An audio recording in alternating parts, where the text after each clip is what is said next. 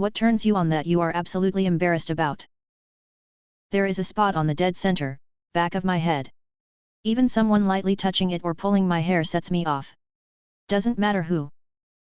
I had a male friend that was very religious and did not touch women. We were close friends for years and never touched, hugged, shook hands, nothing. One day he passed me a pen and his finger grazed my finger ever so slightly. Holy moly! It was like one of the most intense sensual moments I've ever experienced. The sense of touch was magnified to a level I had never experienced. Years later he told me that this moment almost caused him to leave religion and just take me. So yes. That's my kink now. But anytime I asked a partner to just avoid touching for like a week, even a few days to build up the sexual tension, they thought I was crazy. Chokers, scarves, or really anything wrapped around a woman's neck. Which isn't so embarrassing, but the reason is because the first fictional character I had a crush on was the girl with the ribbon around her neck that when she took it off her head fell off. Edit, because a lot of people have asked/speculated, it's the girl with the green ribbon not from The Wolf Among Us. I think the best way to view this thread is by controversial. When a guy lays his head on my lap and is totally vulnerable. Olive green, don't know why, but if a woman wears an olive green shirt, I find it strangely arousing. People who dress professionally for work, but they have a tattoo or several and the tattoos can slightly be seen.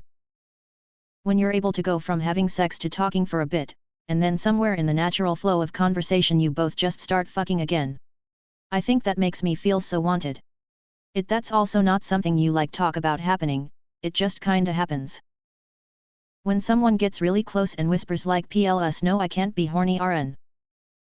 Going through all these comments looking for someone with the same fetish as me. A competent and capable girl who is completely fumbling something. Like a girl that is really smart and knows how to cook, but us completely fucking up trying to make dinner. I'll go over and help, but I will constantly be thinking of helping in other ways. It's more of an emotional turn-on for me than physical. Had an ex who was 4'11" stomp on the couch cushion next to me and put her hand on my throat because of some excessive teasing. She was angry and wanted me to get on with it already. My brain fried and I thought something broke in me for a second. Female mid-level managers at grocery stores. Like the assistant manager or department head. I'm dead serious and I have no idea why. Edit, oh wow, wasn't expecting this to take off. FAQ. My mom did not work such a job while growing up and we have a great relationship. I'm married to a nurse. No, there's no role play. Not that she wouldn't be down, it's just my secret thing. Definitely not Malcolm in the Middle, even though I love the show. I have no idea how it started, I just like the vibe they give off and the quasi-professional dress they affect from time to time with the tight business pants and rumpled buttoned-up blouse. I'm not a creeper, I don't lurk or force interactions. I feel like people, especially women, should be left the fuck alone at work. But, you know, they'll steal a glance or two here and there or get in their checkout line. It's all above board. It's not a porn thing. Dina from Superstore is a great example. I've always thought some women looked really good with vampire fangs. Or even just longer canine teeth. No idea why, but I know it's weird. My humiliation kink LMAO, but that's kinda the point. What is something that's way too sexualized? A popsicle. Man, just let me deep throat that shit in peace. Massages.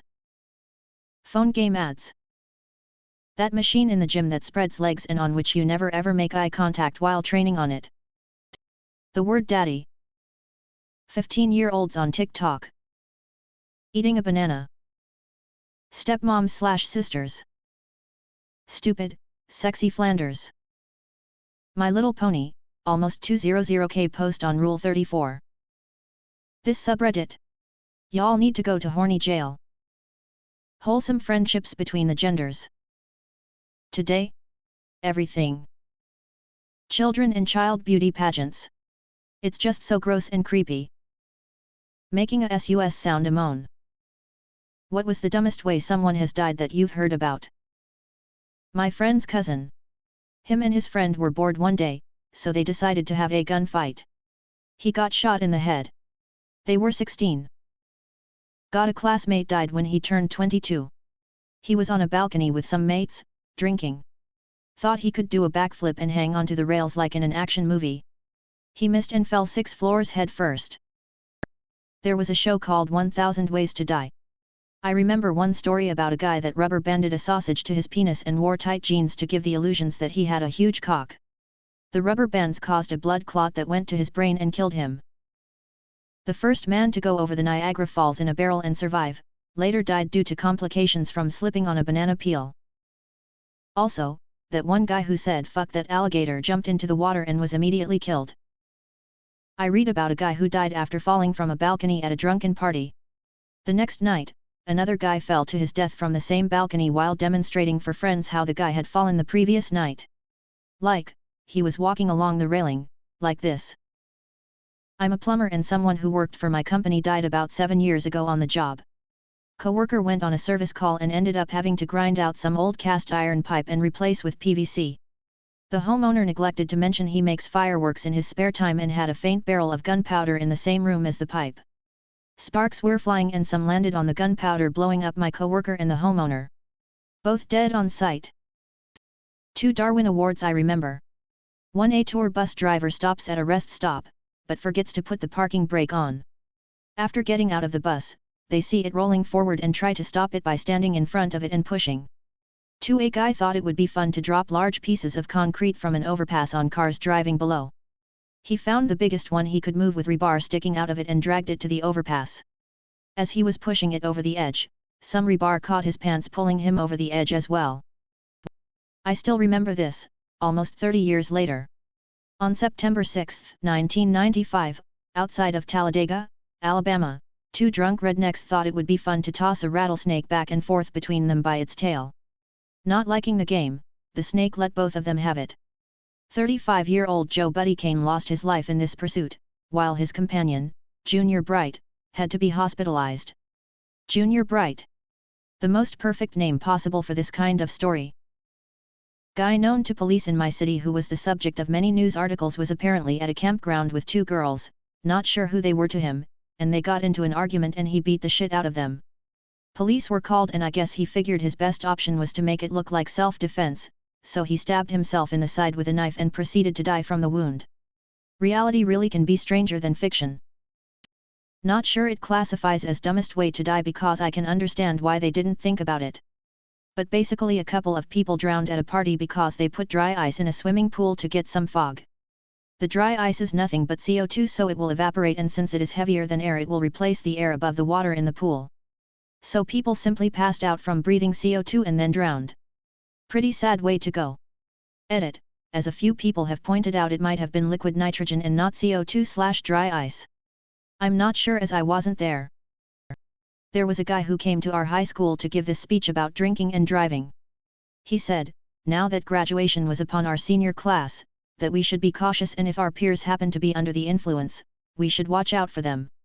Drive them home, call adults and whatnot. Barely 2 weeks after that, dude passed away due to drinking and driving. I remember reading an article about a Japanese man who constantly got tickets for not wearing his seatbelt, so he made a fake seatbelt that he wore while driving to avoid the tickets. He died in a car accident that would have been a minor accident if he was wearing his real seatbelt. Got to be the idiot football hooligan who decides to headbutt a police horse and died from the trauma that caused to himself. Horse was fine though. Witnessed firsthand. Forklift slipped off a ramp and crushed someone. The driver was okay. Not mentally, but he walked away with minor bruises. The poor crushed idiot ran towards the falling forklift as if he could stop it from falling.